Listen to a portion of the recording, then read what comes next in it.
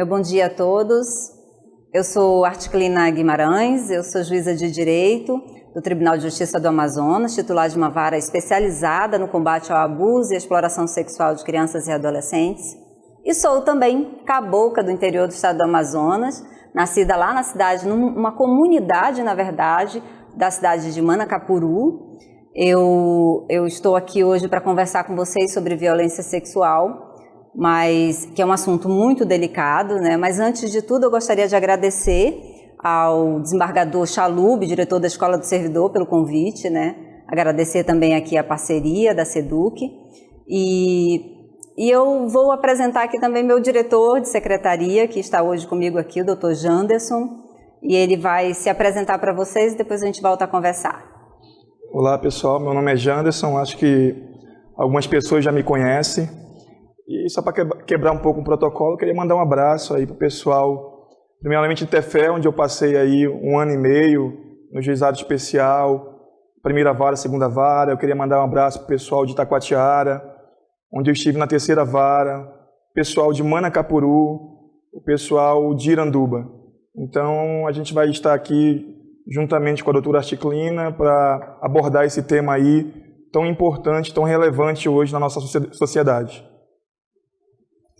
Bem, pessoal, eu preciso começar falando para vocês que a violência sexual, ela não se resume ao ato de penetração forçada. Ela tanto pode se caracterizar com qualquer forma de utilização da sexualidade da criança. Tanto pode ser pelo abuso, que aí nós temos um toque, uma carícia, até a penetração forçada, como ela pode se caracterizar pela exploração sexual. Então, a exploração já envolve a prostituição infantil. Se vocês puderem me colocar o primeiro slide aqui, pessoal, tanto envolve a exploração, gente, com a prostituição infantil, com a pornografia, com fotos de crianças. Então, vocês precisam entender que exploração, que violação sexual não é só o ato do abuso, né? Nós temos aí também a prostituição e a pornografia envolvendo a violência sexual, tá bom? Vocês me permitem levantar? Então vamos lá. Combater e prevenir o abuso sexual, muito obrigada. E combater o abuso sexual infantil é de suma importância, né? Nós precisamos desenvolver aí a nossa consciência da necessidade de prevenir e de combater esse tipo de crime, né? E para isso nós precisamos de muita atenção, senhores. Atenção para as nossas crianças, atenção para que nós possamos avançar, aqui. Então vamos lá, vou falar de forma mais devagarzinho, né, para que vocês me acompanhem bem. Como se caracteriza a violência sexual? Pela utilização da sexualidade da criança. A sexualidade da criança que vocês podem estar violando através de um abuso, e aqui muitas pessoas imaginam que apenas a penetração forçada vai caracterizar um abuso, mas não. Toques, beijos, carícias e aliciamento também caracterizam um abuso. E também pode ocorrer a violência sexual através da exploração sexual. É uma vantagem que a pessoa adquire, seja pela prostituição, eu uso uma criança para fazer programas, por exemplo, o que é muito comum no interior do estado, ou através da pornografia, fotos, vídeos, utilizando uma criança. Então, senhores, essas são as duas formas de violência sexual infantil, e eu sei que o nosso interior do estado tem muitos casos, principalmente de exploração sexual, né? E é preciso ficarmos com um olhar sempre atentos, né? Não descuidarmos de nossas crianças. Elas precisam de proteção e nós, infelizmente, temos falhado nessa missão de proteger nossas crianças. Um dos crimes, quando a gente fala de abuso sexual, logo vem à mente, é o estupro de vulnerável. Bem, o estupro de vulnerável, ele se caracteriza de duas formas, diferentemente do que muita gente pensa. Muitas pessoas pensam que o estupro apenas com a conjunção carnal forçada, ou seja, quando tem uma relação sexual obrigada, né? E, gente, não é isso. O estupro de vulnerável, ele pode se caracterizar tanto com a conjunção carnal, ou seja, a penetração, também pode se caracterizar com toques, carícias, ou seja, atos libidinosos diferentes da conjunção carnal. Vamos imaginar um coito anal, por exemplo. E a penetração, no caso da penetração, que é a primeira parte do tipo penal, ela pode se dar com consentimento. Mas se for com menor de 14 anos, ainda assim será estupro. Então, muitos de vocês podem estar pensando, vamos lá, Geórgia, você deve estar pensando, Geórgia, diretora de secretaria lá de Humaitá, onde eu fui do juiz durante quase 10 anos. Meu grande abraço aí para a doutora Geórgia, competentíssima diretora de secretaria, para aquela minha amiga do coração, Paulinha. Paulinha, saudades de você. Aliás, Humaitá foi uma cidade que me acolheu com muito carinho, com muito amor, deixei muitos amigos lá, um grande beijo para todos aí em Humaitá. Então, senhores, os casos de estupro de vulnerável, fiquem bem atentos, não se limita à conjunção carnal forçada, não se limita à prática de sexo forçado. Pode ser consentido, mas se envolver uma menor, uma criança com menos de 14 anos, pode ser consentido, pode ser forçado, pode ser permitido, não importa, será estupro de vulnerável. E pode ser praticado também com atos libidinosos. Antigamente, muito se falava sobre isso. Por quê? Porque apenas a conjunção carnal, a penetração forçada, com meninas caracterizava o estupro. E tinha uma discussão acerca, mas ela quis, se ela quis não é crime. Isso não é verdade, hoje isso não vale mais. O legislador criou um critério unicamente etário, o que significa que ele se limita, senhores, à questão da idade. Então, praticou sexo com uma menina menor de 14 anos, isso configura o estupro de vulnerável. Está bem? Então, quero deixar falar bastante desse tipo, porque ele realmente é muito importante. Infelizmente, nós temos falhado nessa missão. A Constituição diz que é dever de todos nós, da família, da sociedade e do Estado, proteger nossas crianças, colocar nossas crianças a salvo de todo tipo de violência, especialmente a violência sexual, claro, né? Mas nós temos falhado nessa missão de proteger nossas crianças. E isso, senhores, pode funcionar como um mecanismo impeditivo do desenvolvimento dessa criança. Nossos números são assustadores. Eu sei que números às vezes cansam, mas eu preciso mostrar para vocês como são alarmantes os números de violência sexual na infância. Eu vou começar falando deste quadro estatístico aqui, que mostra que em 63,8% do total de estupros que acontecem, do total, senhores, envolve menores de idade. O que significa que nós temos muito mais estupros de crianças e adolescentes do que de adultos. Não é assustador? Não é alarmante? Realmente é um número que traz muita angústia. 1 a cada 5 crianças sofre abuso sexual. 87%, olha só, 87% dos abusos acontecem dentro da família ou envolvem uma pessoa conhecida da criança. O que significa, senhores? Que dificilmente acontece aquele estupro que a gente consegue imaginar, daquele monstro, aquela pessoa horrorosa que pegou uma criança no meio da rua, arrastou para o mato e violou. Na verdade, a maioria dos estupros acontece dentro de casa, envolve uma pessoa que a criança já confia, os pais já confiam. Nós vamos ver que a maioria dos abusos, na verdade, são praticados, lá na frente eu tenho um gráfico para mostrar para vocês, por pai, padrasto, são os maiores agressores dentro de casa. Vamos ver mais adiante. Nós temos uma faixa etária que tem mais risco para abuso sexual, que é entre 5 e 12 anos de idade. Então, essa faixa etária aí é mais suscetível de sofrer abuso, porque ela se apega muito mais facilmente, ela se afeiçoa mais facilmente ao agressor, né? Nós temos aqui, ó, somente 1 a cada 10 casos de abuso sexual é noticiado à autoridade policial. Então, imaginem que de 10 casos que acontecem, 1 chega ao conhecimento da autoridade policial. Ou seja, senhores, pela última pesquisa nacional de vitimização, apenas 7,5% dos casos chegam lá na autoridade policial, ao conhecimento dela. O resto, mais de 90%, ficam ali encobertos pelo manto da invisibilidade. Então, esses números que vocês veem, que já são assustadores, não refletem a realidade. A realidade é muito pior. Nós precisamos ficar atentos, precisamos ficar com um olhar sempre para as nossas crianças, observando os sinais que eu vou mostrar para vocês depois quais são, sinais não verbais que elas apresentam. Não tem classe social, etnia, cultura, sexo. A violência sexual, ela atinge todas as crianças de todas as classes sociais. É bem verdade que a classe social mais baixa denuncia mais, né? Noticia o crime mais do que a classe média e alta.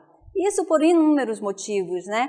Medo do agressor, vergonha, porque esse é um crime que causa muita vergonha na vítima e na família da vítima. Então, muitas vezes não denuncia por isso, né? Os fatores que causam essa baixa notificação são inúmeros, mas um deles, infelizmente, é o descrédito nas instituições de justiça, tanto polícia como poder judiciário. É claro que a gente tem trabalhado muito para mudar esse cenário, pelo menos no Amazonas, né?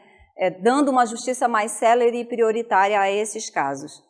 Aqui eu preciso falar para vocês também que este aqui é um instituto de super confiança, é o Instituto Cores.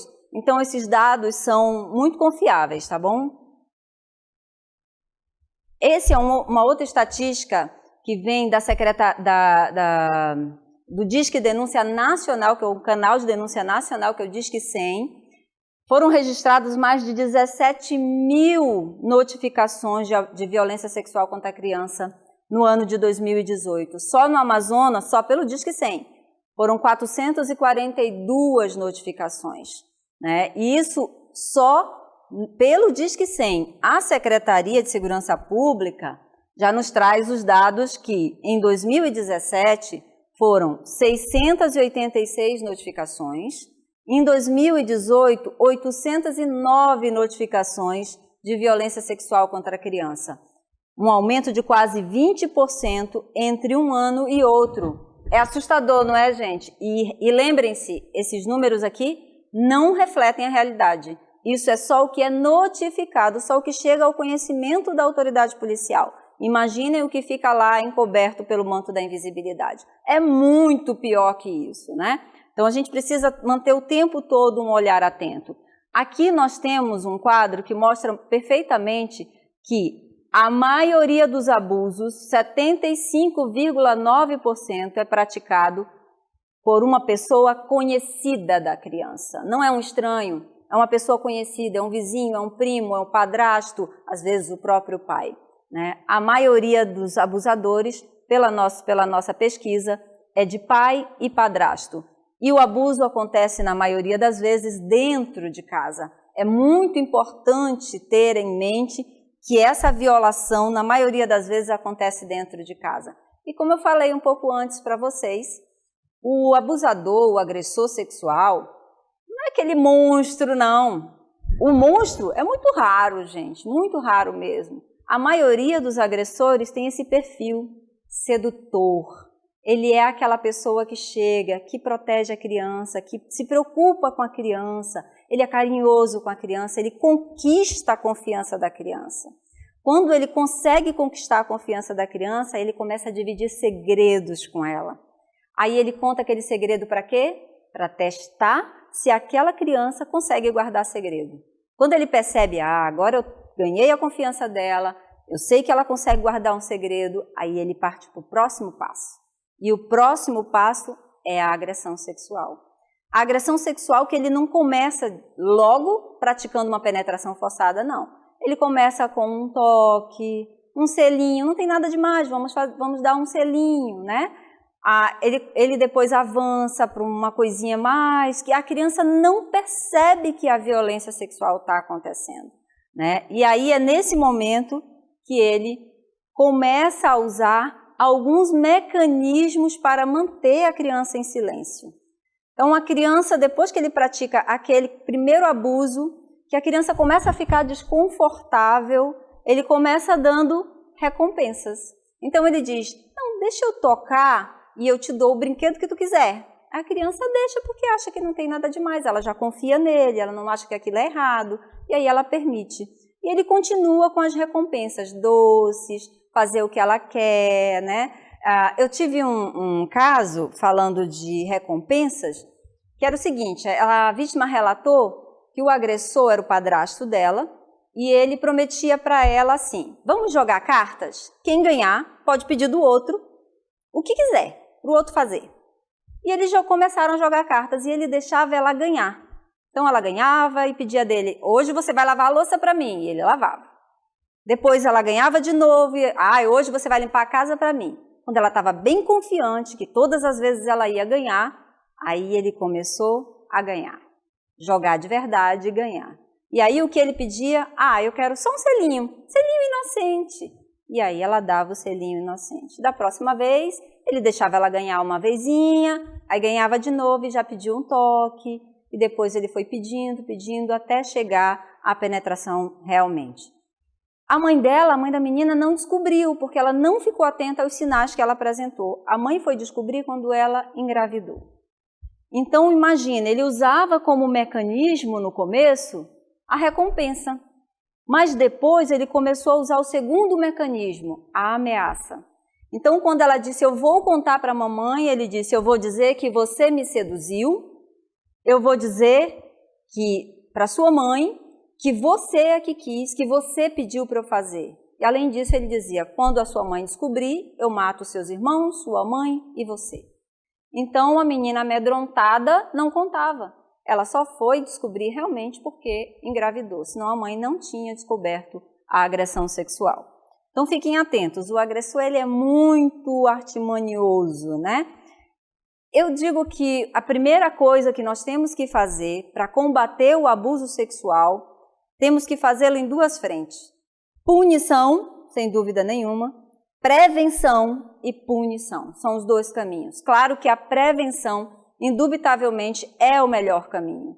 Temos que trabalhar, senhores, o primeiro ponto é fortalecer o vínculo de confiança entre os pais e a criança.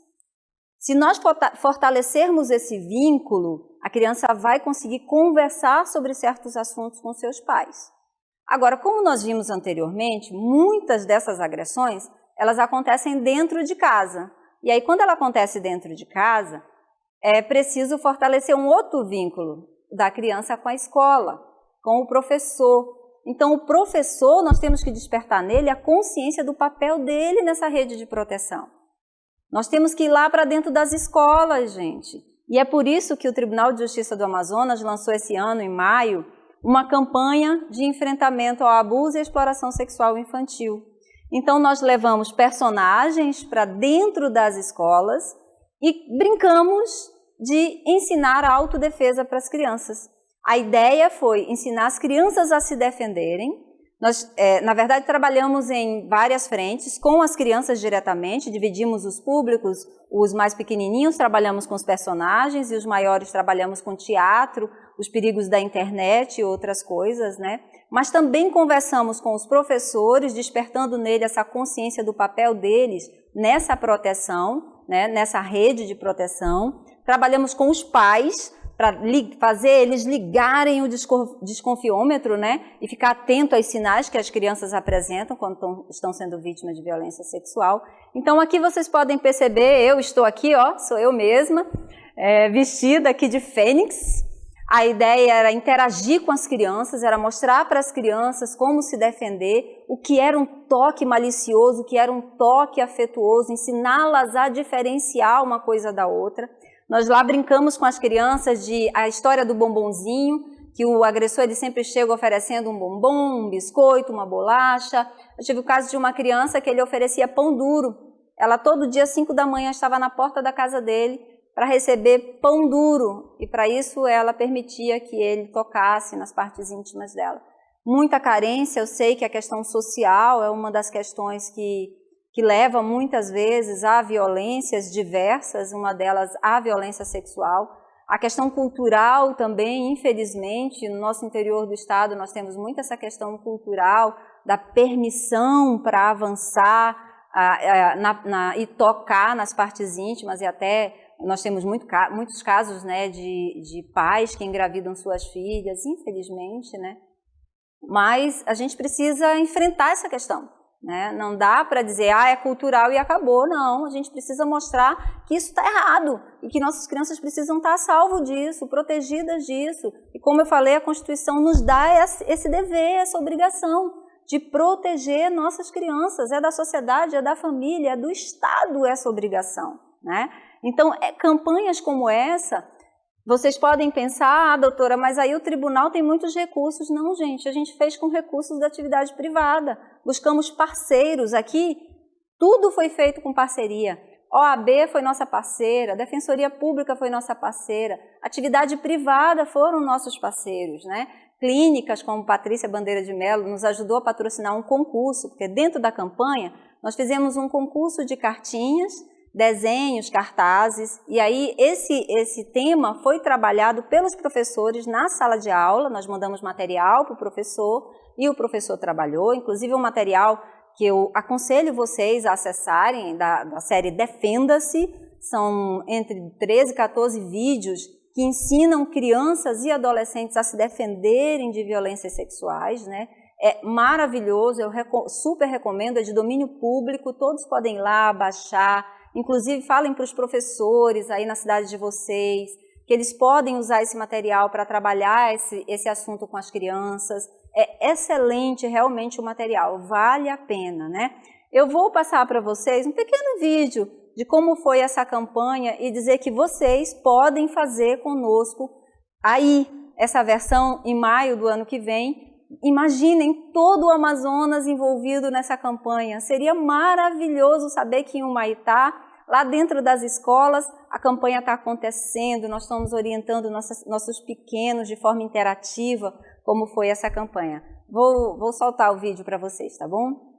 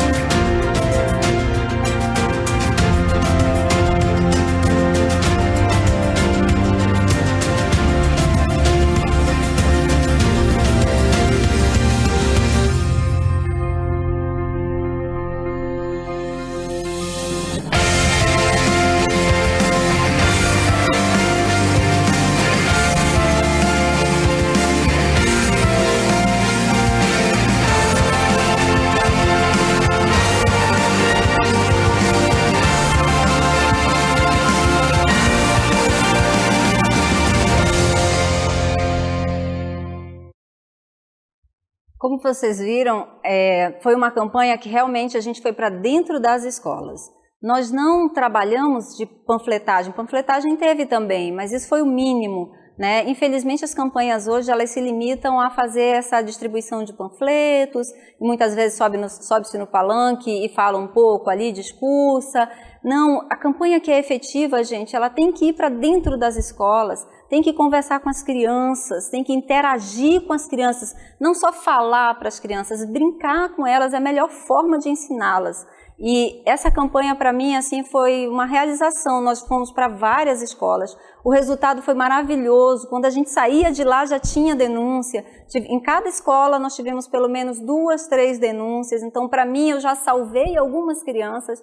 Já valeu super a pena, mega a pena. A gente fez também uma oficina com a rede de proteção. Então, sentou todo mundo, chamamos todo mundo. Educação, Conselho Tutelar, Polícia Militar, reunimos todo mundo num espaço, falamos com eles sobre a necessidade de trabalhar interagindo, né? Conversando. Esses órgãos todos precisam conversar entre eles para que a proteção da criança seja realmente efetiva, né? É preciso uma atenção especial para as nossas crianças.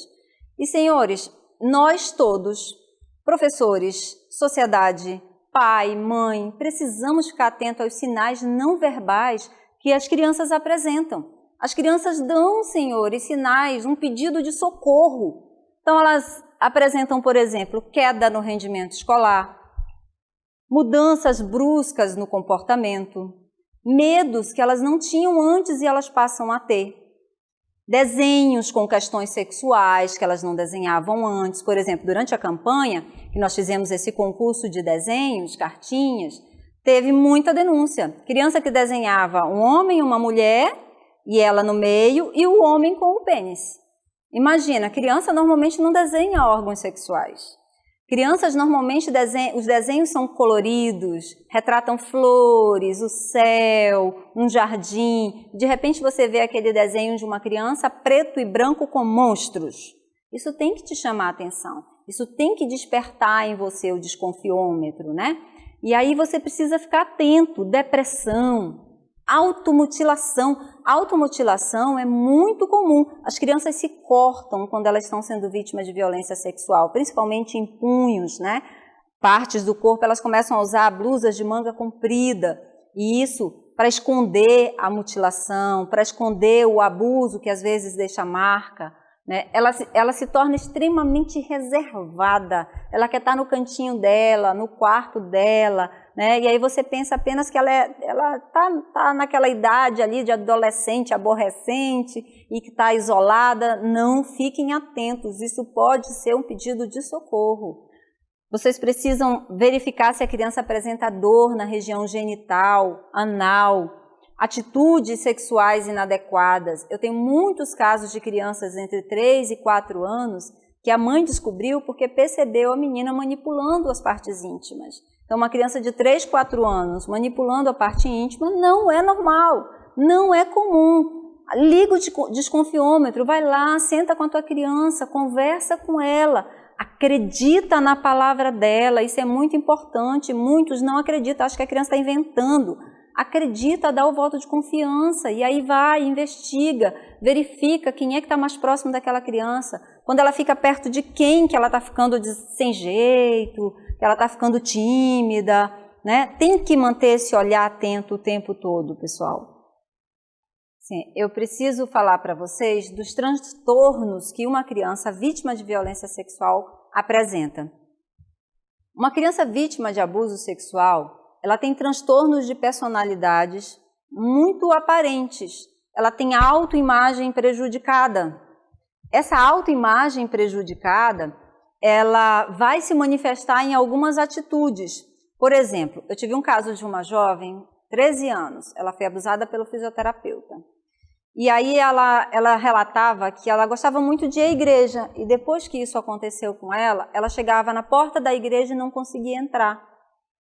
E aí a psicóloga, na hora de fazer a entrevista com ela, perguntou dela, por que você não conseguia entrar? E ela disse, porque eu me sentia suja, impura, eu não podia pisar naquele lugar sagrado. Então, ela desenvolveu essa imagem dela de impura, de suja, em razão da violência sexual.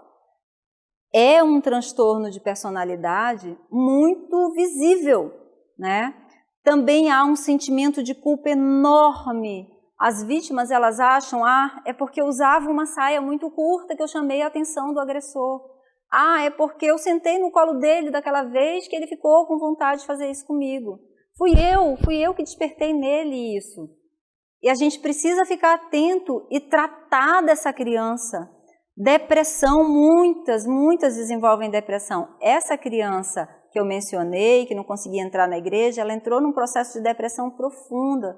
Ela tentou suicídio por 3 vezes.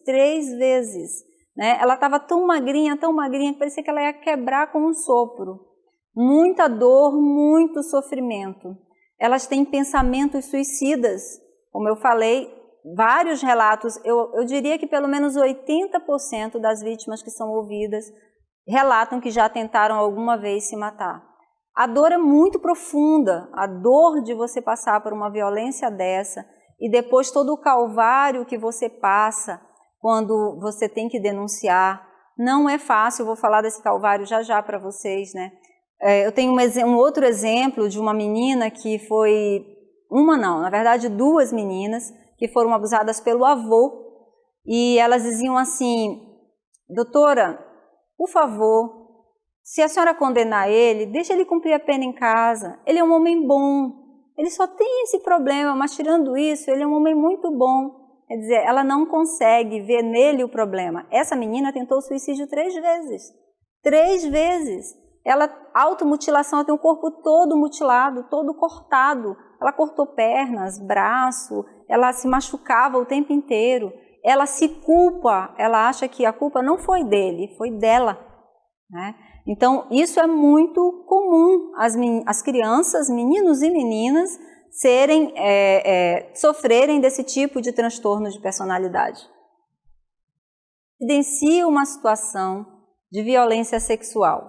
Bem, o servidor, ele precisa colaborar com essas... Muito obrigada. Ele precisa colaborar com essas campanhas. Aí vocês me dizem, mas doutora, eu já trabalho, já tenho minha família, já tenho não sei o quê. Gente, a sociedade, nossas crianças estão em perigo. Então nós precisamos sim colaborar. Nós precisamos buscar atividade privada e ajudar o Poder Judiciário a fazer essas campanhas. Elas são muito necessárias. Elas são imprescindíveis. As crianças precisam de informação, as crianças precisam de orientação. E é nosso papel fazer isso. E dá para fazer. E quem aí do interior quiser ajuda, como é que eu faço, o que eu preciso, como eu organizo isso, podem contar comigo. Eu vou deixar meu contato direto, né? O Maitá não precisa, porque a doutora Georgia já tem, né, doutora Georgia? Então vamos lá.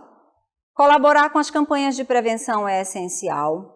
Na vara, senhores, isso aqui é muito importante. Receber a criança e a família da criança que foi vítima de uma violência sexual e que está lá para participar de uma audiência de forma diferenciada, uma forma mais humanizada. Entendam quão difícil é aquele momento para a família e para aquela criança. A criança que vai ser ouvida, acreditem, muitas vezes passa semanas sem conseguir dormir, comer direito, ansiosa, esperando aquele momento tão difícil.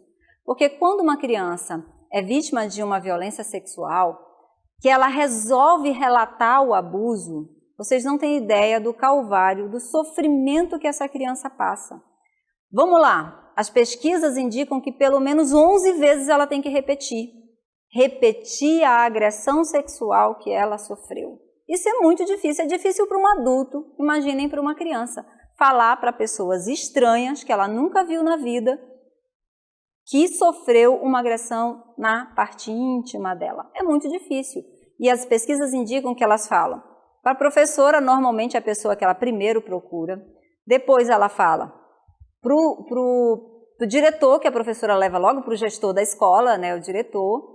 E aí o diretor leva para o conselho tutelar. E olha só, a criança vai repetindo, tá? Professor, depois ela repete para o diretor, depois repete para o conselho tutelar, depois leva para a delegacia, lá ela repete para o delegado, depois ela repete para o psicólogo da delegacia, depois lá no IML, quando ela senta, ele pergunta e ela repete tudo de novo. Depois ela vai para o SAVES, chega lá de novo, ela tem que repetir no SAVES, que é o Serviço de Atendimento Médico. Depois ela vai para o CREAS, repete de novo, ela já não aguenta mais, mas ela tem que repetir. Quando ela chega no judiciário para ser ouvida, ela está exausta. Ela não aguenta mais falar daquilo. Aquilo já causou tanta dor e tanto sofrimento que tem várias vítimas que chegam para relatar e dizem assim, eu tenho mesmo que falar sobre isso? Isso já me doeu tanto. Eu achei que eu já tinha até superado, você vai me fazer falar isso de novo? Então, realmente é muita dor, esse é um momento muito difícil para as crianças, né? Então, atendam, recebam com calma, de forma humanizada, é fundamental, gente. Observem a prioridade dos processos que envolvem violência sexual contra a criança. É determinação de lei, a Lei 13.431 de 2017, no artigo 5º, diz que os crimes envolvendo violência sexual contra crianças e adolescentes devem tramitar com prioridade absoluta. A Constituição também estabelece que as crianças, tudo que envolve as crianças, deve ser olhado com prioridade absoluta, né? Além disso, é preciso que você, servidor, observe o segredo de justiça. Quando eu falo de segredo de justiça, de sigilo de todos os atos processuais, eu estou dizendo sinceramente que apenas o servidor e as partes, Ministério Público e defesa do réu, deve ter acesso ao processo. E isso tem um objetivo. A finalidade aqui aqui o segredo de justiça, o artigo 234 estabelece essa obrigatoriedade do servidor manter o segredo de justiça, inclusive é crime divulgar, é passível de crime essa divulgação, e o objetivo do segredo de justiça é proteger a intimidade da vítima, e aí todo mundo entende isso, mas o segundo objetivo é proteger também a intimidade do acusado. Aí algumas pessoas dizem, mas como assim? Proteger o agressor? Não, calma. Existem falsas acusações. E se a criança, na verdade, está falando de uma falsa memória que foi implantada nela, porque os pais estão se separando, ela é muito pequenininha, e a mãe fez ela acreditar que o pai tinha feito algo que violava a dignidade sexual dela. Imaginem o que isso pode fazer na vida desse pai. Então tem que ter calma na apuração de delitos que envolvem violação sexuais, Tem que ter cuidado, porque essa pessoa acusada pode ser inocente. Isso pode destruir a vida dela. Então, outro dia eu estava no salão, não para fazer meus cachinhos, que eles são naturais, eu estava no salão para pintar as unhas, e aí apareceu uma reportagem de um suposto estupro, e aí o estuprador estava de máscara. E a pessoa que estava ao meu lado disse, tem que mostrar a cara desse desgraçado, a gente tem que ver que é para ele sair de lá e morrer. E eu disse assim, calma, sabe por que eles não estão mostrando a cara dele? Porque eu determinei que não mostrasse. E isso para proteger a vítima. E ele que pode ser inocente, mas principalmente a vítima, porque ele era tio dela. Quando identificassem ele, iam identificar a vítima.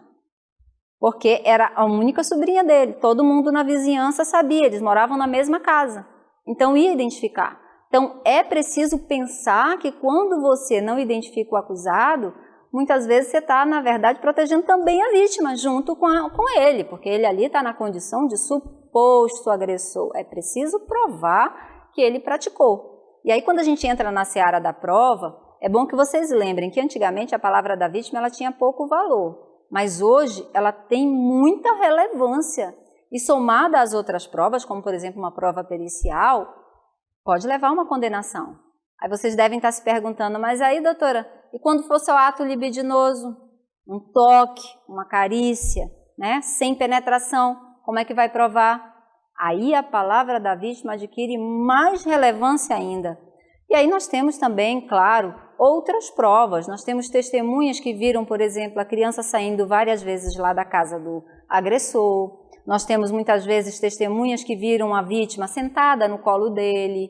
Enfim, nós temos outras coisas que se somam à palavra da vítima, que deve ser harmônica. Então, todas as vezes que ela falar, deve ter mais ou menos o mesmo contexto, ela não pode ter contradições. E isso pode levar a uma condenação por estupro de vulnerável. Tá? Hoje não é só o exame pericial que vai levar a uma condenação. Aliás, eu preciso falar para vocês que muitas vezes o exame pericial pode dar negativo e ainda assim ter condenação. Como assim, doutora? Claro, imaginem o caso de meninas que têm ímen complacente. Então, o abuso acontece, mas não se rompe o ímen. E não aconteceu? Eu já tive um caso. Não, a gente chama a perícia lá, vamos lá, me explique aqui por que o laudo está dizendo que não houve rompimento. E aí o perito faz um laudo dizendo que era ímen complacente, por isso que não houve rompimento. Então aquele laudo não é suficiente para dizer que não aconteceu. Casos, por exemplo, de coito anal. Vocês sabem que antigamente o coito anal não configurava um estupro, só quem podia ser estuprada era a mulher. Hoje isso mudou. Meninos e meninas podem sofrer estupro de vulnerável. O que vai mudar é com que conduta, se foi com a conjunção carnal, se foi com ato libidinoso. Meninos, sempre ato libidinoso, coito anal. Coito anal é um ato libidinoso diferente da conjunção carnal, que configura também o estupro de vulnerável, tá bom? Então, É possível um menino ser estuprado? Sim. Com coito anal? Sim. Com outros tipos de práticas sexuais, como sexo oral, como toques? Sim, também.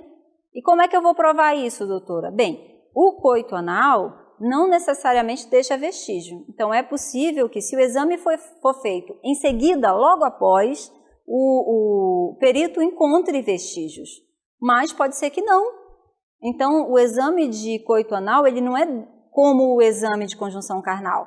O exame de conjunção carnal, de regra, deixa um vestígio lá, que é o rompimento do ímen. Já o coito anal não necessariamente vai deixar uma fissura ou algum outro vestígio. Na maioria das vezes, como eu falei, se ele for feito logo após, se encontra algum vestígio, na maioria das vezes, mas é possível que não se encontre. E isso não vai evitar uma condenação, vai impedir uma condenação, desde que haja outras provas, né, daquela prática abusiva. Tá bem? Então, entendam bem que a gente precisa manter esse sigilo para proteger especialmente a intimidade da vítima e do acusado que está sofrendo uma falsa acusação, tá bom? Uma alienação parental, num caso de separação, por exemplo, é muito comum uma alienação parental, ou seja, mudanças no psicológico da criança que é feita por uma mãe que está se separando do pai, que quer tirar ele de casa e não encontrou um jeito, ele vai lá e diz para a menina, diz que teu pai fez isso contigo, porque aí a polícia vai tirar ele daqui. E vocês acham que isso é cruel? É muito cruel. Acham que isso não acontece? Acontece. Eu mesma já tive casos exatamente assim, tá bom? Então tem que ficar atento e ter cuidado. Todo cuidado é pouco. Aqui eu preciso falar para os senhores. A Lei 13.431 de 2017 é uma lei que estabelece que a criança e o adolescente ele deve ser ouvido num formato diferenciado. Então, a criança e o adolescente vítima de violência não deve ser ouvido numa sala de audiência convencional, aquela sala que tem o juiz, o promotor, o defensor. Aquilo é um ambiente hostil para uma criança. Então, ela tem que ser ouvida num lugar reservado, por um profissional capacitado, que use um protocolo de conduta. O nosso Tribunal de Justiça inaugurou, graças a Deus, este ano, a sala de depoimento especial, que é denominada Sala do Anjo, que é essa aqui. Isso aqui não é uma imagem ilustrativa não, tá, pessoal? É foto do lugar mesmo. Essa é a sala que é meu xodó, eu digo, né? É meu xodó porque foi feita com muito carinho. Cada cantinho desse teve um pouquinho de amor e carinho dessa que vos fala. Foi tudo com muito amor mesmo. Então, aqui a criança é recebida com os pais. Essa sala fica no 5º andar. A minha vara e a outra vara fica no 4º. E andares diferentes também para proteger as crianças e os familiares, para que eles não encontrem com o agressor, nem com as testemunhas do agressor. Então, é no 5º andar. Essa é a recepção, onde os pais são recebidos pela criança de forma humanizada, né? A pessoa que recebe foi treinada para recebê-los da forma adequada. Essa é uma segunda sala, que a gente chama de sala de acolhimento, que é a sala onde tem o quebra-gelo. Então, a psicóloga senta com a criança, conversa, fala de outras coisas, que é para elas adquirirem um pouco de intimidade até o momento do depoimento. Então, a criança chega 45 minutos antes, fica nesse espaço, aqui tem brinquedos, tem livrinhos, tem coisas para ela se distrair e tem a psicóloga que vai ter essa conversa, interagir com ela, né? E esse espaço aqui é o espaço onde a criança efetivamente será ouvida. Aqui nós temos um microfone ambiente, nós temos uma pequena câmera, essas duas poltronas não têm muitas distrações, porque as crianças pequenas, elas se distraem muito facilmente, por isso que não pode ter muito brinquedo aí nesse espaço. Aqui é um espaço realmente para transmitir calma, para que elas possam conversar. A psicóloga conversa com a criança e tudo é transmitido lá para a sala de audiência em tempo real. Então, nós estamos vendo e ouvindo a psicóloga e a criança, mas a psicóloga, ela escuta com um ponto eletrônico no ouvido, mas ela não nos vê, nem a criança. A criança não ouve nem vê. Então, a criança, na cabecinha dela, ela está só ela e a psicóloga, né? Mas, na verdade, está sendo tudo transmitido lá para a sala de audiência. A entrevista, ela segue um protocolo, o Protocolo Brasileiro de Entrevista Forense, e aí, Protocolo Brasileiro de Entrevista, e aí a criança vai falando livremente, sem interrupções. Então, quando ela chega naquele momento de falar do abuso, ela fala só se ela deixar alguma coisa sem responder, sem falar, é que a psicóloga faz as perguntas.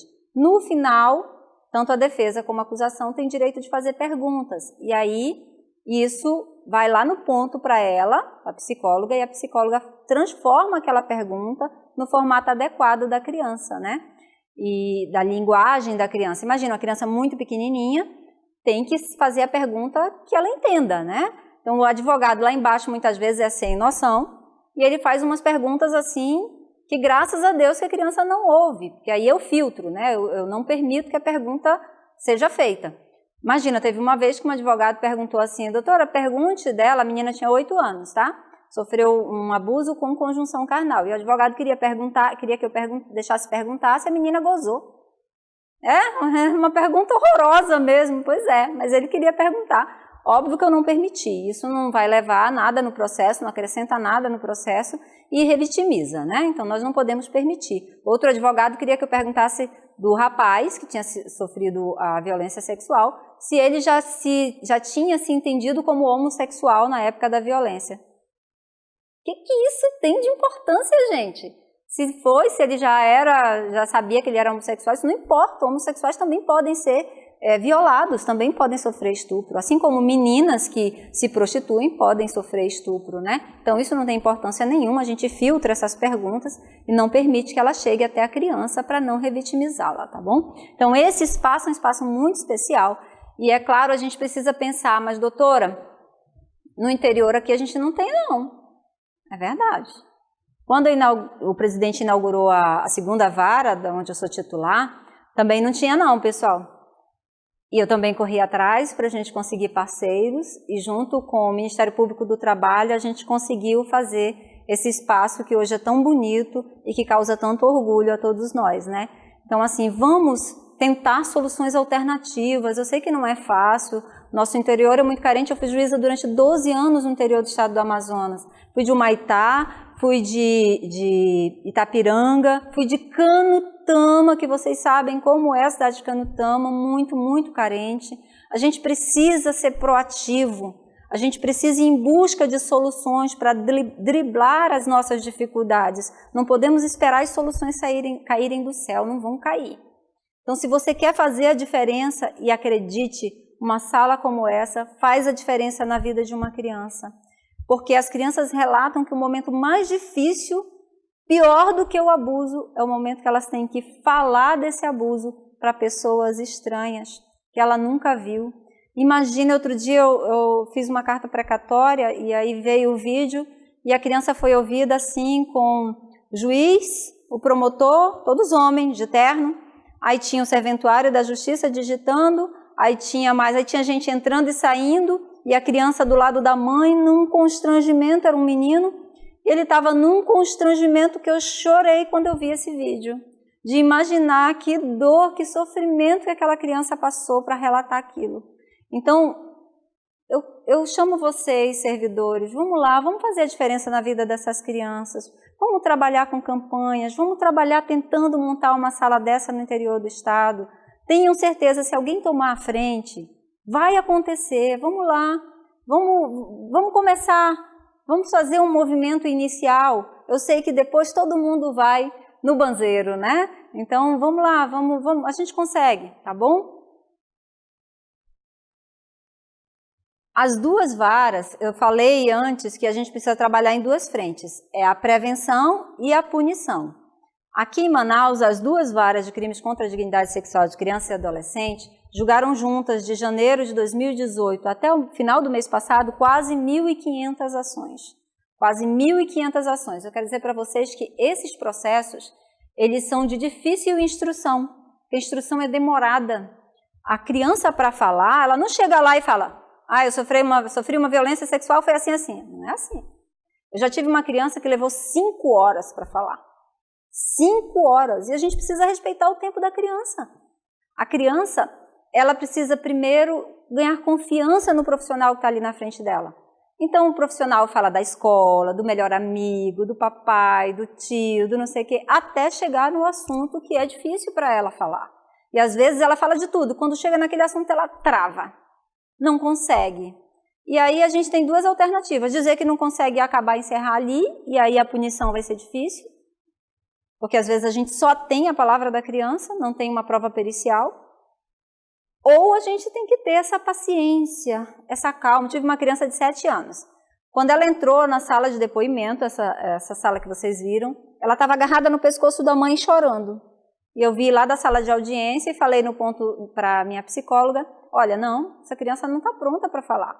Calma, deixa ela lá na salinha com a mãe dela, dá um lanchinho, deixa ela ir passear, deixa ela brincar depois na salinha de brinquedos.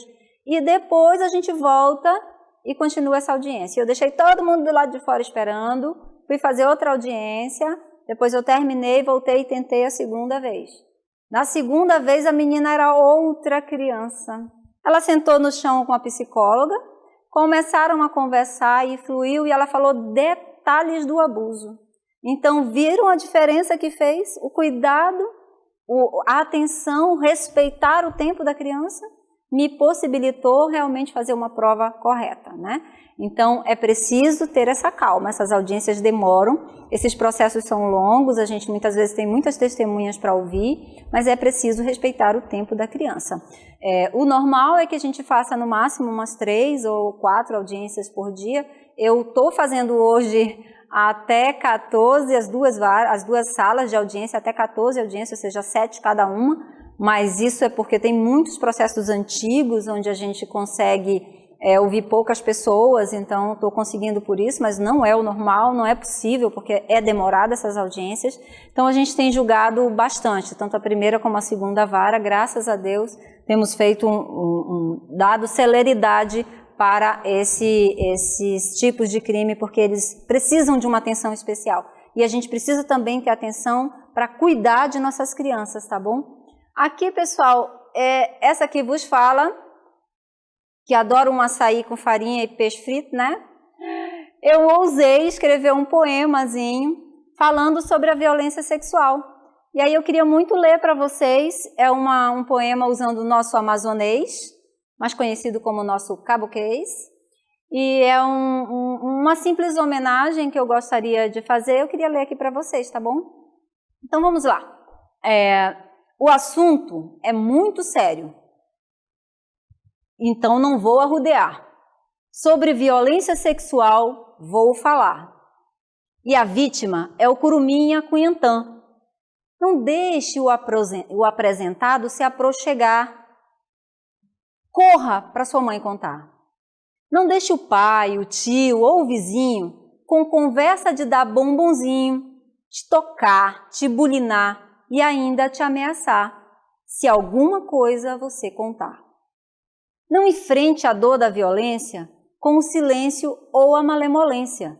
Tem que denunciar, senão não vai parar. Tem que ficar atento ao fuleiro.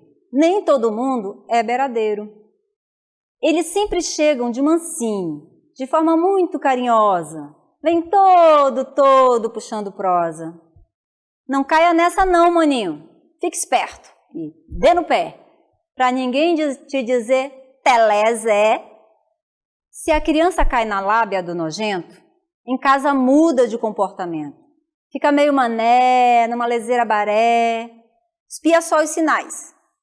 Se a criança só quer de bubuia ficar, sem querer comer ou estudar, meu irmão, tá na hora de sentar e baixinho com ela conversar.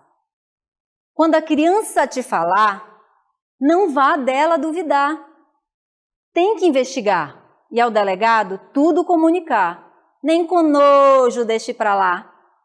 Abuso sexual é crime. Bora ver se ele é mesmo valente. Se vai ficar contente quando estiver com o juiz frente a frente. O abusador não passa de um mucuim. Quer violentar a Cunhantã e o Curumim. Mas se o caboclo da criança abusar, com um cheiro no cangote ou um tocar, não adianta o enxerido chorar, pois a justiça não vai falhar. Obrigada, pessoal. Nós vamos fazer um pequeno intervalo agora, depois a gente volta com o Janderson.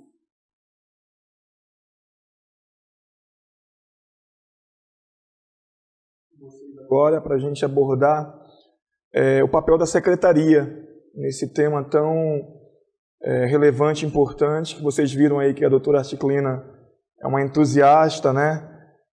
Uma batalhadora, realmente ela está tentando fazer o melhor pelas crianças e a gente está aqui também dando esse apoio.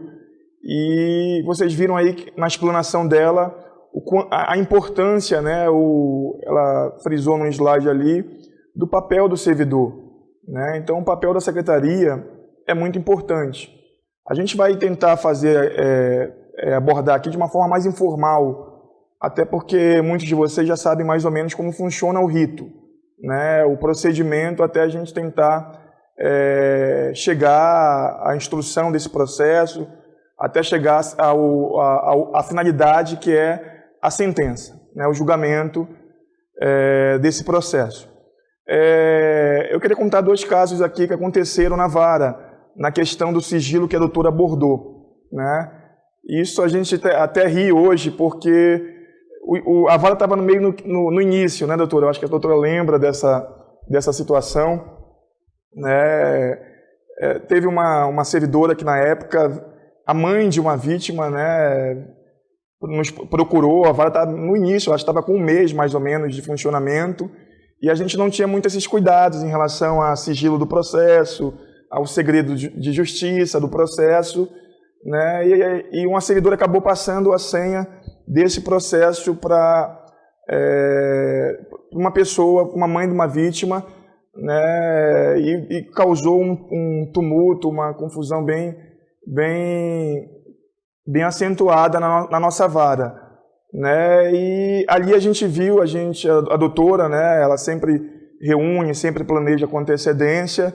E ali a gente viu que foi o ápice para a gente tentar realmente controlar o acesso das partes, como a doutora frisou, até porque tem lei para isso, né? Então, como ela respaldou aí na lei, e a gente teve essa situação que foi uma situação bem ruim mesmo, porque essa mãe acabou passando algumas situações do processo, e o processo estava numa fase inicial, né, doutora? Eu acho que ela se lembra dessa situação, e isso foi bem constrangedor para todos nós, né, porque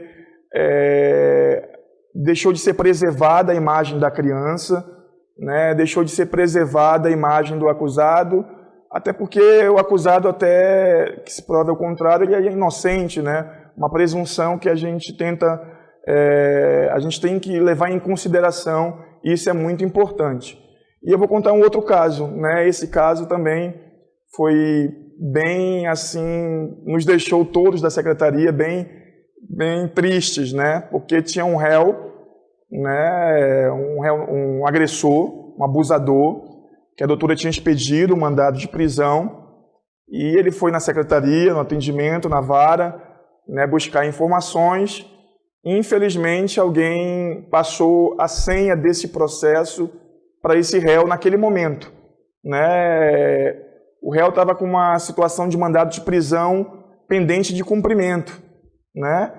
E ele viu ali, acessou o processo, viu que tinha um mandado de prisão e infelizmente se evadiu, né? E depois de algum tempo entrou com HC, até que o tribunal reverteu a prisão e ele está respondendo hoje em liberdade, né? Mas foram 2 situações que acabou criando na secretaria da vara, né, vamos dizer assim, esse cuidado, essa diligência em gerir o processo, né? Esse cuidado é muito importante, como a doutora frisou, que as partes tenham, somente as partes tenham acesso, né? O Ministério Público, né, o defensor do acusado, seja público ou um advogado particular, e em situações a gente até libera a senha para o réu, mas a gente tem uma restrição muito grande quanto a isso, né, principalmente quando o processo está em fase inicial, né, e a gente libera a senha muitas vezes para o réu com alguma restrição, né? O réu é obrigado, entre aspas, né, vamos dizer assim, ele assina uma certidão essa certidão fica nos autos, né, e ele fica proibido, é vedado a esse réu, dar senha a terceiros, expor, né, qualquer situação do processo, imagem, vídeo, que esteja nos autos do processo, no bojo do processo. Então, são essas duas situações que eu queria levar em consideração nesse primeiro momento, né? Agora, abordando o tema secretaria, né? A secretaria, ela tem um papel muito relevante, né, para a gente tentar conseguir punir o agressor, o abusador, ou até mesmo, quando a doutora frisou, absolver, né? Porque a intenção não é só ver o lado, toda a história tem dois lados. Então, o abusador, assim como ele pode ser considerado ele pode ser considerado culpado, também tem a hipótese de ele ser considerado inocente. Então, a gente tem que prezar muito por esses dois lados. Então, o papel da secretaria é muito importante. Por isso que nós, secretaria, né, com o apoio da doutora, com a direção da doutora, a gente criou vários protocolos, né, meio que padronizou os procedimentos do processo, né? Como a secretaria deve atuar, qual é o papel da secretaria naquela situação. Eu queria mencionar dois aqui. O primeiro, nós temos uma pessoa, eu sei a realidade do interior, sei a dificuldade, seja de estrutura, seja de servidor, né? E até porque a maioria das comarcas são varas únicas, né? Então, está atrelado várias competências nessa vara. Mas a gente tem que levar em consideração que o processo contra a violência sexual contra a criança tem que ser uma das prioridades de uma vara, né? Assim como o réu preso é prioridade, assim como um caso de família é prioridade, né? Um caso de violência sexual tem que ser dado prioridade pela Secretaria da Vara, né? E voltando ao assunto protocolos, então a gente criou esses protocolos juntamente com a doutora, né? Foram várias cabeças pensando ali, a gente chegou a alguns protocolos. Vamos falar o primeiro. Vocês sabem que nessa fase inicial, né, o processo não muda muito, né? O processo é um procedimento comum, né, de uma vara criminal comum, né, que tem a fase da citação do réu ali, e essa é a primeira dificuldade da secretaria, porque o processo sempre se origina com uma medida protetiva, né? Então o abusador ali, o possível abusador, vou tratar assim, o suposto abusador, ele é retirado do seio familiar ali da casa, da residência, e geralmente ele já fica com receio de, depois dessas medidas protetivas, sair à prisão. Isso é muito comum, eles têm esse pensamento, e isso realmente acontece, né? E ele foge, se evade, então essa é a primeira dificuldade, tentar citar o réu, né? Tentar encontrar esse réu para citação. Então a gente vai deixar aqui com vocês algumas dicas de como a gente está fazendo. Como a doutora falou, foram 1.300 e poucos processos que foram julgados, né? Só a segunda vara tem aproximadamente 700 sentenças prolatadas só de janeiro até agora, até a data de hoje, novembro, né? Dia 28 de novembro, 29 de novembro, né? Então é muita coisa, mas e para a gente alcançar esses números, né? A secretaria tem que ter um engajamento muito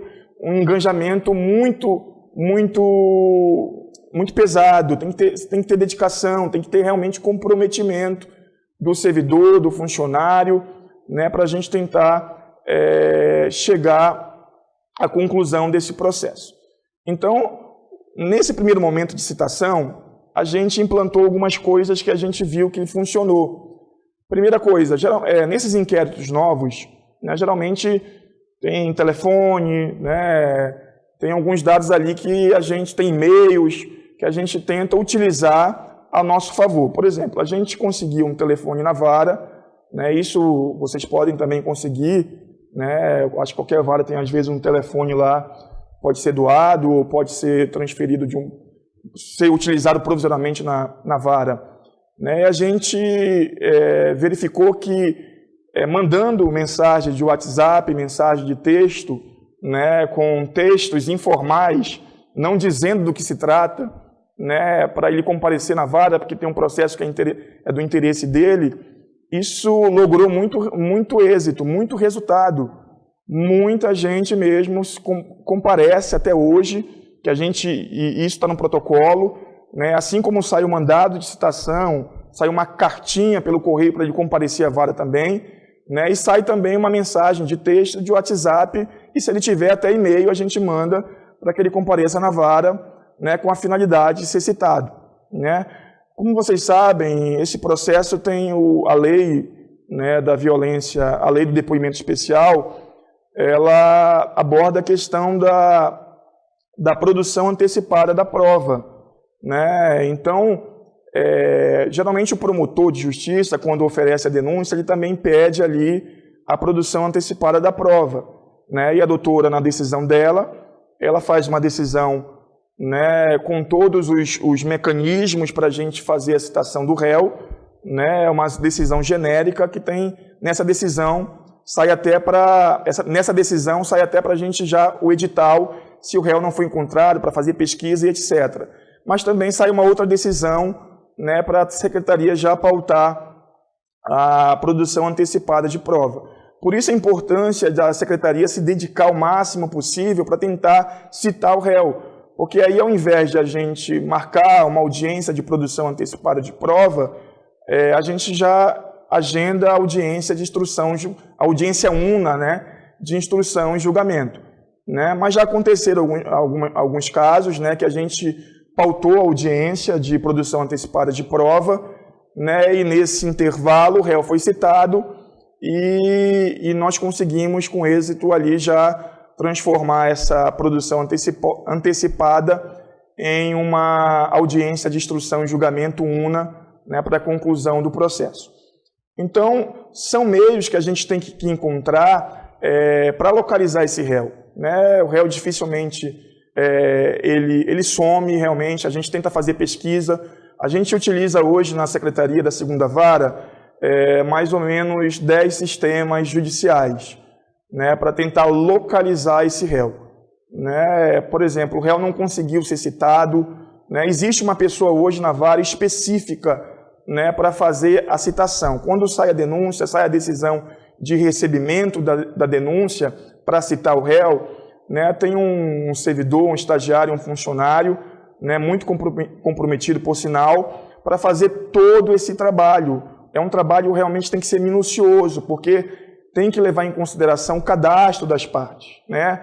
Às vezes o cadastro vem mal feito da delegacia e a gente tem que ter essa atenção especial. Né? Cadastrar telefone, cadastrar endereço.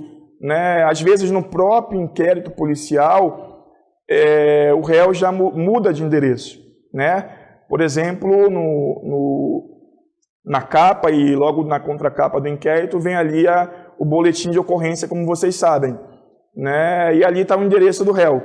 Né? O réu, às vezes, é qualificado e interrogado na delegacia, né? E depois, novamente, às vezes, ele é reinterrogado, né? E ali ele já apresenta um outro endereço. Então, são cuidados que a gente tem que ter, né? Se o telefone está corretamente cadastrado, se a vítima está... o endereço da representante legal da vítima está devidamente cadastrada, porque, em hipótese nenhuma, a secretaria pode enviar qualquer tipo de documento para a vítima. Né? A vítima tem um representante legal, né? Seja a vítima, até a vítima que está em abrigo, né? Ela tem um representante legal, que é ali o responsável, o gestor do abrigo, que cuida dessa parte também. Então, esses são os primeiros cuidados relevantes que a secretaria tem que ter. Até a citação do réu, a gente tem que fazer de tudo, encontrar meios, mecanismos, ferramentas, né? E a gente tem aí hoje várias situações. Eu vou dar até uma outra situação prática aqui para vocês. Esse rapaz, esse servidor, né, que ele atua nessa parte inicial de citação, ele encontrou um réu utilizando a ferramenta do Facebook, né? O réu, ele fazia essas postagens cotidianamente e ele bateu ali o nome dele, uma fotografia que tinha no bojo do inquérito, e realmente a gente verificou que era ele mesmo, né? E a gente conseguiu encontrar ele, ele compareceu realmente na vara e foi citado em cartório. Então é muito comum a gente ter um modelo de citação em cartório. Nesse modelo de citação, a gente já dá duas opções para o réu, né? Se ele não tiver condições, ele já sai ali para ser assistido pela defensoria. Então, logo após a citação dele, a gente já encaminha o processo para a defensoria para que ela já faça defesa escrita ou resposta à acusação, que é o termo mais correto, né, para a gente já dar andamento nesse processo. Ou, às vezes, ele tem interesse em ser representado ou ser procurado por um advogado particular. Aí a gente espera o prazo dos 10 dias para que a gente dê prosseguimento a esse processo. Então, tudo isso está nesse protocolo que a gente criou, né? A mensagem de WhatsApp, por e-mail, o cadastro, alimentar o histórico das partes, né? Então, a gente tem o máximo de cuidado, por isso que a gente deixou uma pessoa específica para fazer esse ato na secretaria, né? E então isso tem dado um resultado muito produtivo. A gente conseguiu alcançar, teve um mês aí que a gente conseguiu alcançar apenas por WhatsApp, né, uma média de 30 citações em um mês, né? Foi um mês atípico porque o Ministério Público, eu acho que fez quase 100 denúncias, acho que, se eu salvo engano, foi no mês de abril, né? Então, dessas 100 denúncias, né, dessas 100 citações, 30 foram todas por WhatsApp, e as pessoas compareceram na secretaria para ser citado em cartório. Então, 30 processos que possivelmente já foram até julgados, né? Que a média, a doutora julga os processos numa média muito boa, né? Em máximo 4 meses ali, né? Já teve julgamentos com 2 meses, 3 meses. Então, como a doutora falou, o tema é muito complexo, a matéria é muito complexa, né? Não é fácil você levar esse processo até o julgamento. É tanto que justamente essa foi a finalidade da criação da segunda vara, né? A segunda vara foi criada em agosto, 10 de agosto, agora completaram-se 1 ano de criação da segunda vara, né? E foi criada com essa finalidade de escoar o máximo possível desses processos antigos que estavam tramitando há muitos anos. A doutora chegou a julgar processos de 94, né? 98, 96, 95, né? Processos, né, que são difíceis até de prescrever, né? Porque a média de prescrição no processo desse são 16, 20 anos, né? Então, isso é muito importante, esse cuidado da secretaria nesse papel inicial da citação. Depois do papel da citação, a gente também teve o cuidado de formalizar um protocolo de audiências, onde nós temos 4 pessoas, né? Eu sei que a nossa realidade é um pouco diferente, né? Mas isso dá para fazer, né? Como a doutora falou, se a gente tiver boa vontade, a gente dá para fazer, né? E a gente colocou, depois da parte da citação, vem a parte da audiência, né? Que é uma parte também muito difícil de se pautar a audiência, porque geralmente a vítima também some, né? A representante some, às vezes muda de estado, muda para a cidade, é muito recorrente a gente expedir carta precatória para vocês, né? Vocês sempre estão recebendo aí, às vezes, mensagens minhas aí, no WhatsApp, eu cobrando, né? Pedindo, né, o apoio de vocês aí para devolver essa precatória. Teve uma situação que aconteceu, acho que com 2 semanas, né? A gente sabe da realidade do interior e a gente conhece bem. Eu até passei para a doutora Articlina, né? De Manicoré. Né? Eles estavam sem internet, a gente estava precisando do vídeo do depoimento da vítima. A vítima foi abusada, ela tinha 8 anos, né? E hoje ela já tinha 28 anos, quase 20 anos esse processo, e ela estava morando em Manicoré, né? E as pesquisas judiciais, a gente encontrou ela em Manicoré, e a audiência dela estava pautada para um determinado dia, e antes da nossa audiência que a gente tinha pautado. Chegou o dia da nossa audiência, uns 2 dias antes, a gente não tinha recebido a carta precatória, não por desídia da comarca de Manicoré, de forma alguma, né? Nós sempre aqui temos um apoio muito grande de vocês, né? Isso é importante ressaltar, né? Vocês também têm nos ajudado muito. Se processos aqui têm sido julgados, né? Nós também temos dispor esse agradecimento a vocês aí das comarcas do interior, que sempre têm nos ajudado, sempre têm priorizado e sempre têm estendido as mãos para nos dar esse apoio, que é muito importante. Vocês também, né, de certa forma, quando um abusador desse é tirado do seio social, né, vocês também têm um papel muito relevante, né, quando cumprem a carta precatória e nos ajudam. Então, só voltando ao assunto de Manicoré. Aí eu falei com o servidor lá, ele estava em correição, mas ele prontamente, né, eu falei que era um estupro de uma menor, né, que hoje era maior.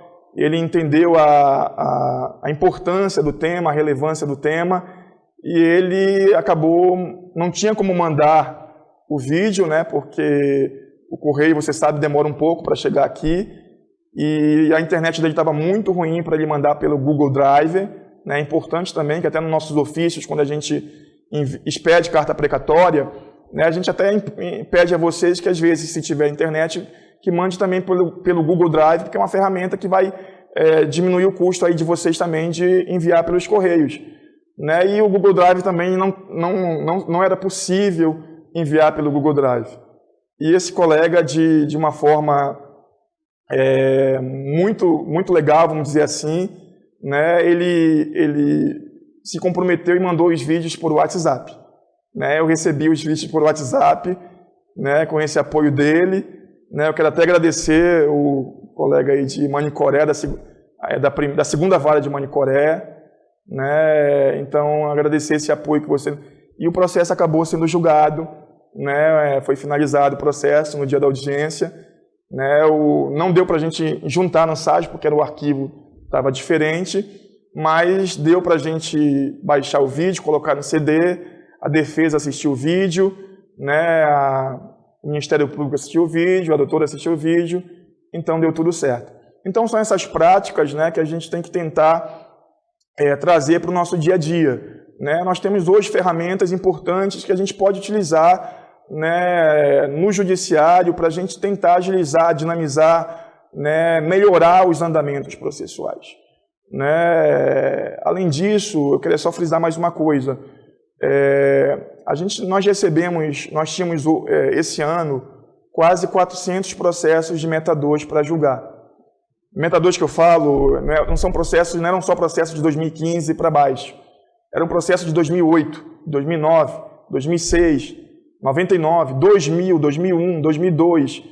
Então, olha a dificuldade que a gente tinha para fazer pesquisas.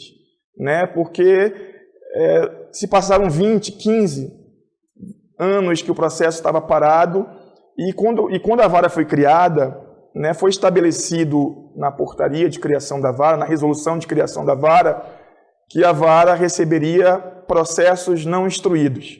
Então, a gente recebeu processos do zero. Né? Imagine você começar um processo do zero, um abusador que abusou de uma criança em 98, há 20 anos atrás. Os inquéritos ainda eram por máquina de escrever, né? Muitos desses inquéritos. Né? Não tem dados nenhum. Olha a dificuldade. Não tinha dados nenhum. Né? O dado da vítima, da representante, era mínimo. Das testemunhas, só o nome. Como é que a gente vai encontrar nos nossos sistemas de busca o nome de alguém que a gente hoje precisa de um CPF, precisa de um RG, precisa de uma data de nascimento, o básico, ou o nome da mãe, se não tiver. Mas a gente tem que encontrar meios, tem que se ler o processo, infelizmente, tinha que se debruçar realmente no processo. Né? Isso a Secretaria comprou a briga, todos os servidores, estagiários, assessoria, né?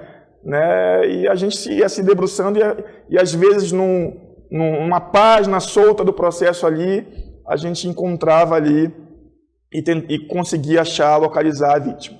né, localizar o réu, localizar a testemunha, né, e a gente hoje está com a meta 2, né, por incrível que pareça, quase cumprida, né, falta bem pouquinho, mas a gente vai conseguir cumprir, né.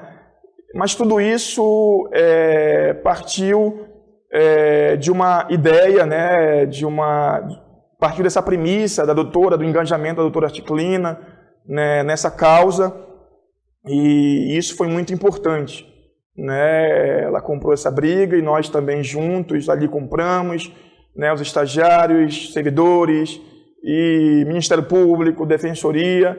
Eu acho que houve foi um efeito dominó, podemos falar assim, né, e foi importante, tem sido importante e vai continuar sendo importante, né, para os próximos anos a gente tentar diminuir, né, ou pelo menos, como a doutora falou, esclarecer o crime, ou punir, ou absolver, qual seja a situação do réu, da criança ali, né. Agora vamos falar dessa parte da audiência, né.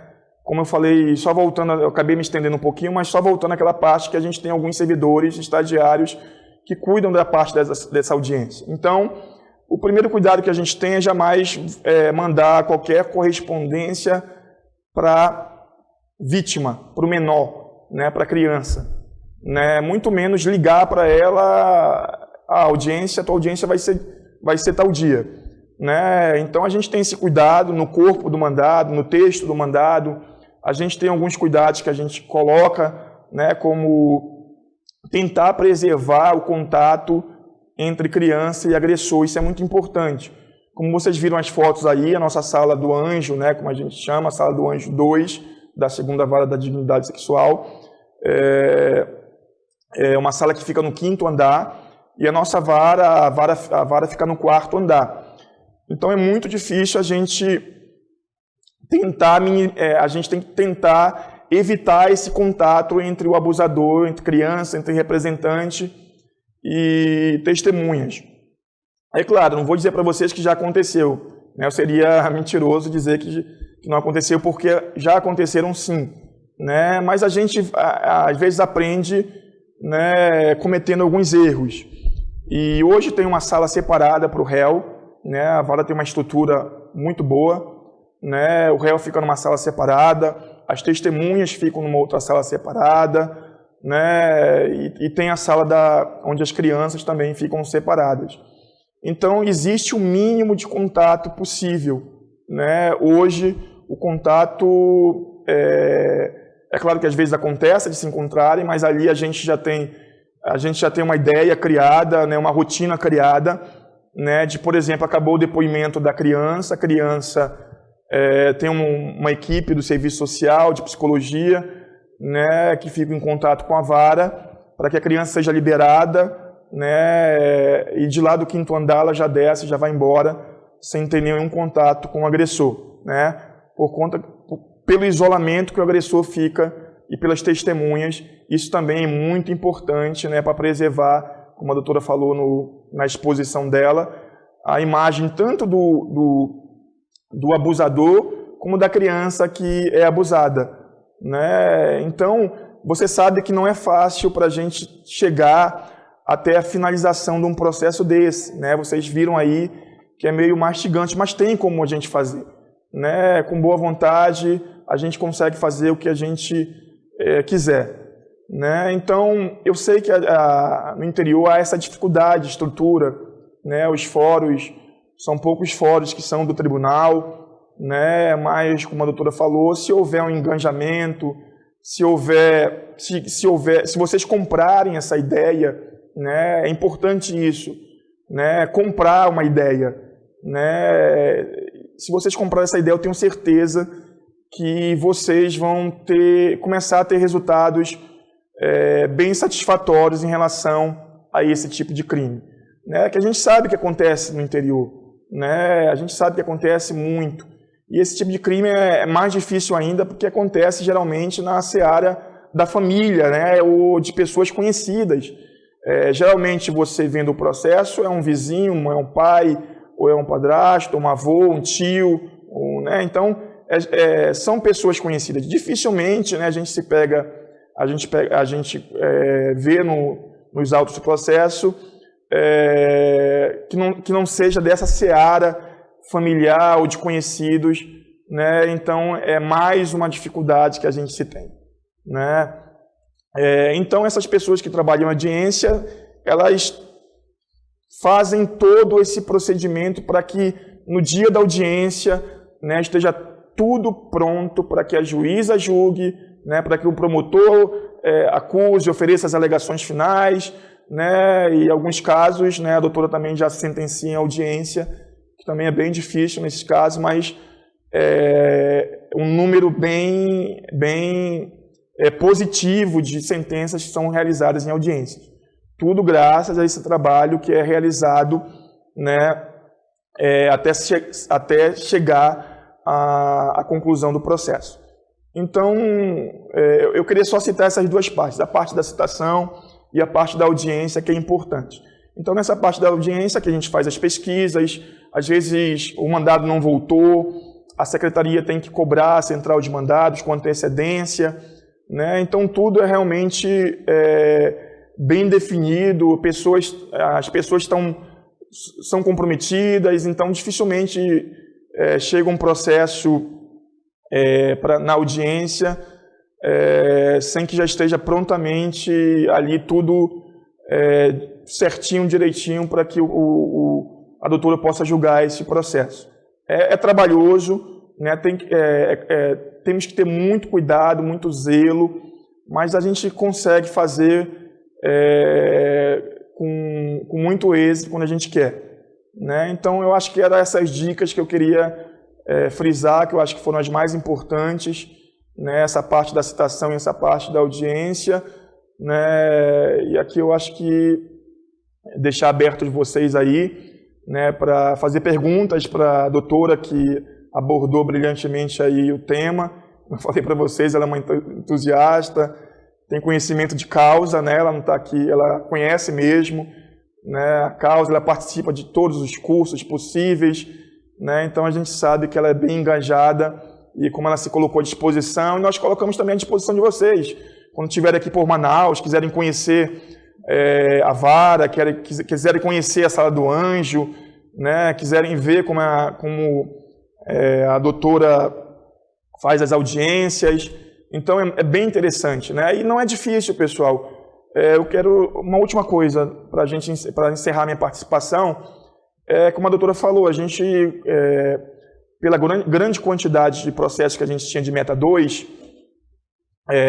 a gente teve que formar uma pauta dupla, né? E nessa pauta dupla, nessa segunda pauta, que inclusive acontece no próprio gabinete da doutora, né, a gente tinha algumas dificuldades, mas que foram resolvidas pelo setor de TI do tribunal. Então, eles resolveram esse problema com 2 câmeras, né, um computador na sala da doutora e o outro computador na sala do Anjo, né? Então, é possível sim, né, são 2 câmeras, um computador, né, um sistema chamado TruConf, eu acho que é esse o nome, né, doutora? Né? Então, o tribunal disponibiliza isso. Eu sei que, às vezes, o acesso à internet é muito difícil, mas existe essa possibilidade de vocês fazerem uma sala separada, essa audiência em tempo real, né? É possível.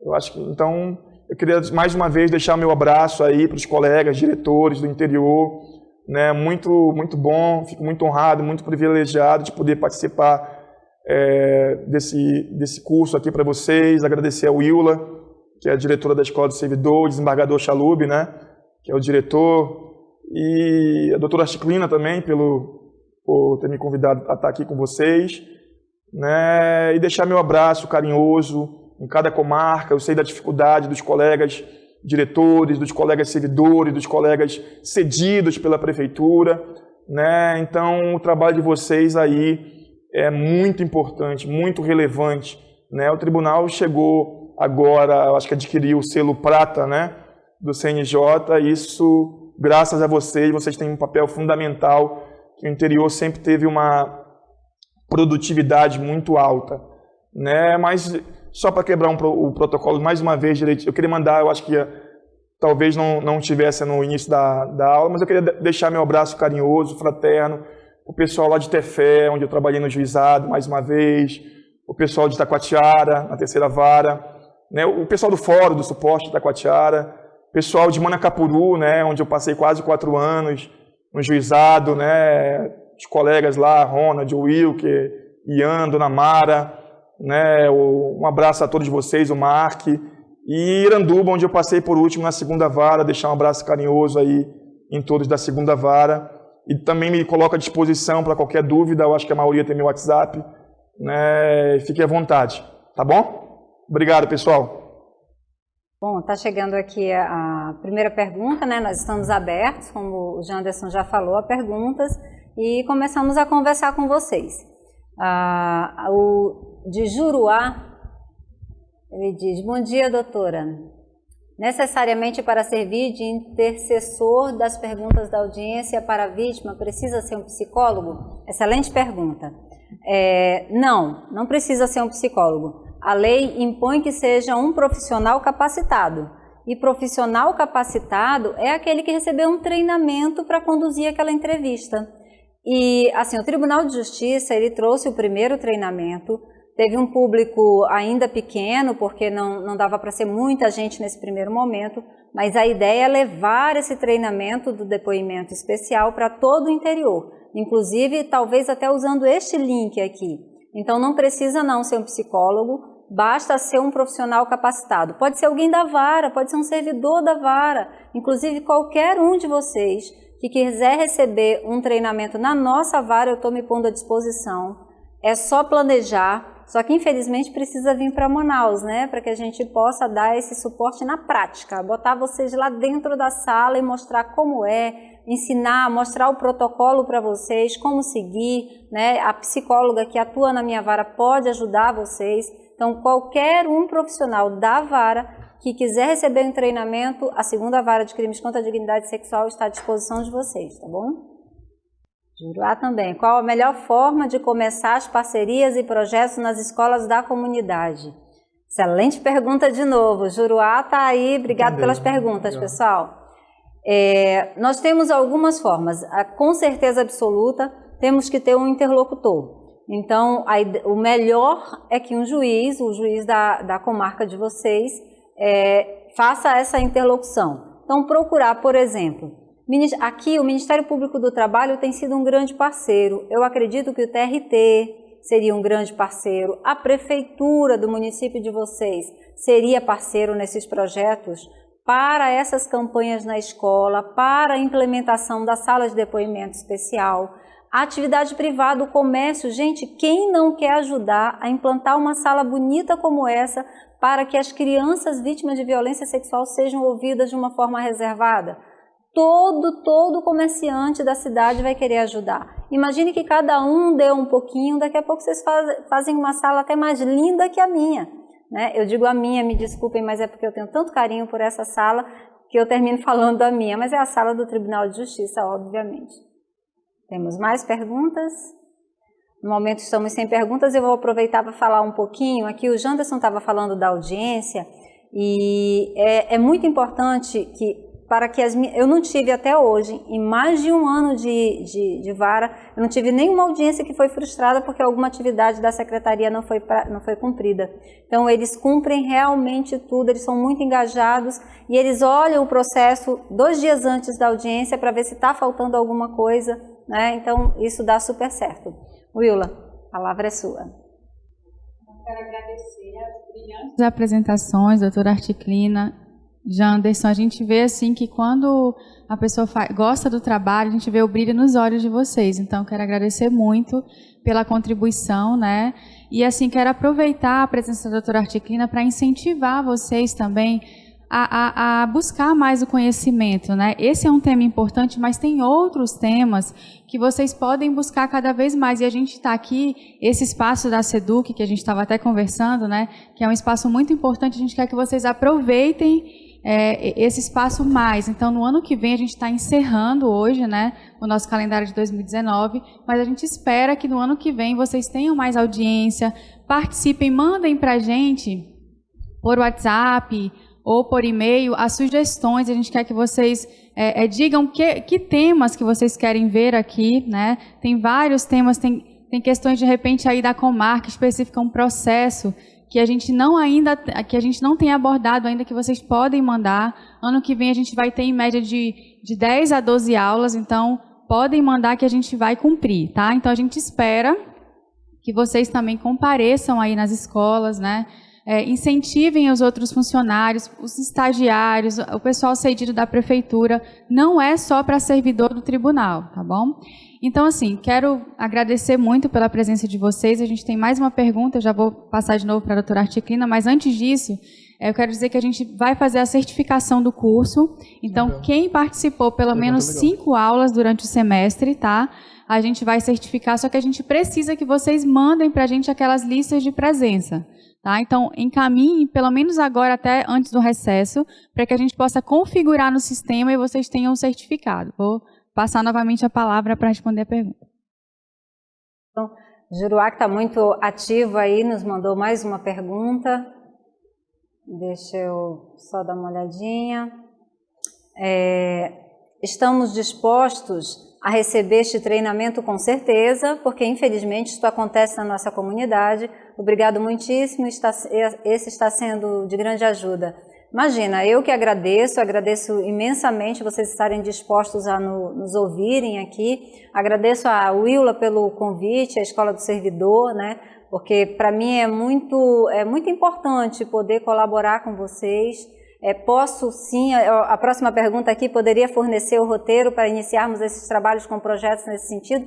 Com certeza absoluta, com o maior prazer. O protocolo eu já posso encaminhar para vocês por e-mail, eu passo para a Willa encaminha para todos. Protocolo de entrevista que nós estamos adotando no Tribunal de Justiça. Nós temos o resumido e o protocolo grande. O protocolo resumido é de fácil, vocês não vão apresentar dificuldade nenhuma. Se vocês assistirem uma única audiência treinada, eu acredito que vocês já vão entender o que é a nossa intenção ali de proteger a criança e de não induzi-la a falar coisas que não deve, porque muitas vezes a criança é induzida a certas respostas, então por isso a importância do protocolo e da capacitação desse profissional que vai conduzir a entrevista com a criança. E vocês não sabem a diferença que isso faz na vida da criança. Isso evita traumas profundos na alma daquela criança, dela ser ouvida da forma certa, né? Com o cuidado certo. E sim, estou disposta a colaborar com vocês no que for preciso. Contem conosco. Muito obrigado pelo tempo de vocês. Muito obrigado pela atenção de todos vocês. Um grande beijo para todos aí em Humaitá. Um grande beijo para todos de Itapiranga e de Canutama, por onde passei como magistrada. E um grande abraço a todos. Muito obrigada. Quero aproveitar também nosso encerramento para desejar Feliz Natal, Feliz Ano Novo para vocês, tá? Obrigada pela participação de todo mundo. E aí até o próximo semestre. Provavelmente vai começar a partir de março. Então a gente espera vocês novamente aqui o ano que vem. Um abraço a todos.